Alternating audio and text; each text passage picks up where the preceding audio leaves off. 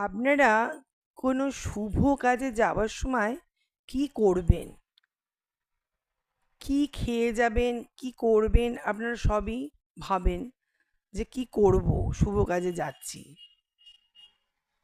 রবিবার যদি কোনো শুভ কাজে যান তাহলে একটা পান পাতা সঙ্গে নিয়ে যান। সোমবার যদি কোনো শুভ কাজে যান তাহলে একটা ছোট্ট আয়নায় আপনাদের নিজেদের চেহারাটা দেখে যান। মঙ্গলবার হলে মিষ্টি মুখ করে যান। বুধবার হলে ধনে পাতা খেয়ে যান। বৃহস্পতিবার যদি হয় তাহলে একটু সর্ষের দানা মুখে নিয়ে যান। শুক্রবার হলে একটু দই খেয়ে যান।